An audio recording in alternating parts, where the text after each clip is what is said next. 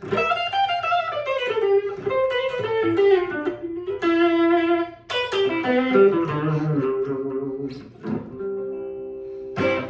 going on, guys? It's Corbin here from acousticworld.net. This will be part 2 of Adventures in a Yorkshire Landscape style licks from Bill Nelson and Bebop Deluxe. So we looked at kind of the opening licks to the solo in the last lesson, so if you haven't seen that, make sure to check that out. But today we'll be learning what I just played in the intro there, this really cool idea there. And again, we're working kind of out of the this C major kind of idea for most of the song, but also he implies a lot of E minor arpeggios, and again, we talked more about that in the last lesson, so I won't go into it too much here, although he does use another descending arpeggio to end this lick. And you can also play it there. But anyways, start off with this. Super cool. You can also, I can't tell if he, or I can't remember if he just hits this note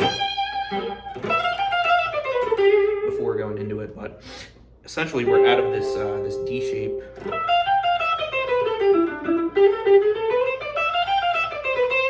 Of the C chord. So we're here basically on the 12th fret, and he walks up 12, 13, 15 on the high E, back to the 13, hammer on pull off from 12 to 13, back to 12,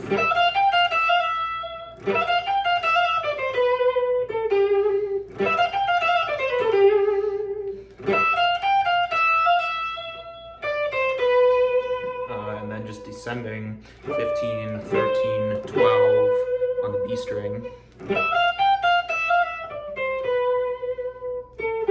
and then 14 to 12 on the G. Really cool. And again, kind of implying this C major, this D shape of the C major chord. And from there,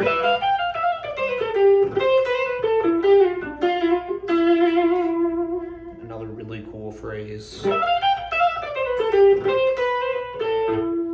So this is the C note on the B string, which is the 13th fret of the B, hammer on pull off from 12 to 13, back to 12, and then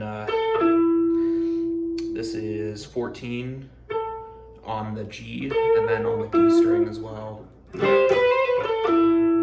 And that's kind of implying this, it's this, what is that, an A minor shape, which works nicely over the C major key. So, it just again shows his use of this like minor arpeggio shape is a theme that keeps popping up in his playing, but really cool. And then he, this is kind of a complicated part, but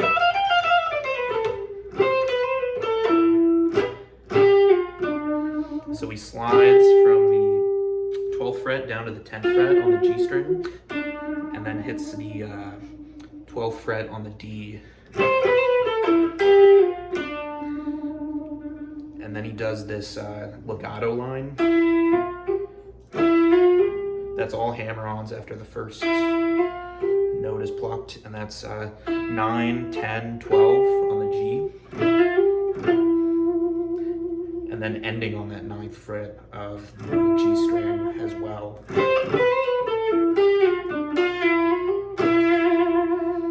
Really cool phrase.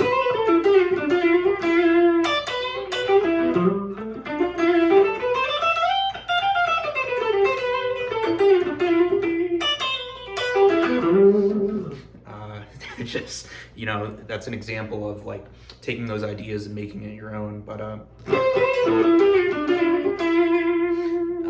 so So he ends that phrase on the, that's, you know, the third of, again, that C major. And then last lick, and then we'll be done for this video.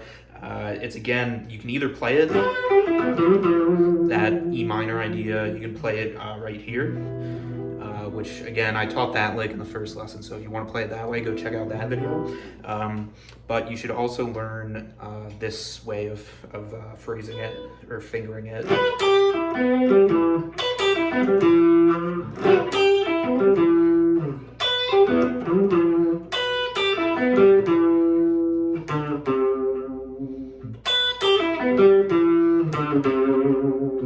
So again, the whole lick.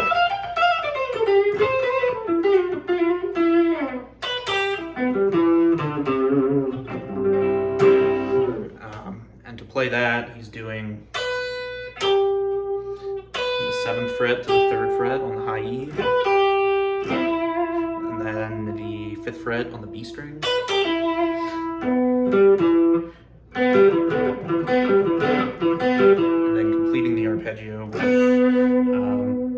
4th fret of the G string, 5th fret of the D, and 7th fret of the A string. And then just walking down to that, to the C note.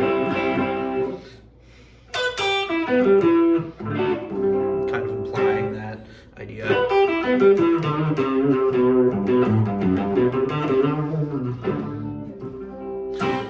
So one last time.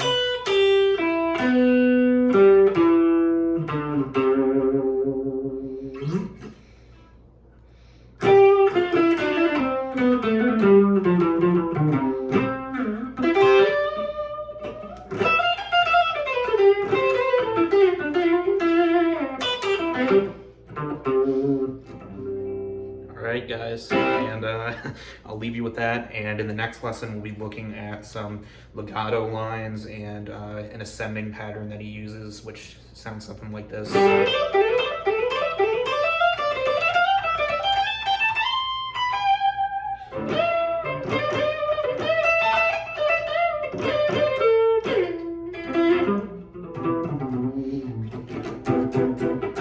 So stay tuned for that, and you can find more on Acoustic World, and check out the description below if you want a free guide to chords and tabs and video lessons for 100 songs. There's a link in the description. So peace out.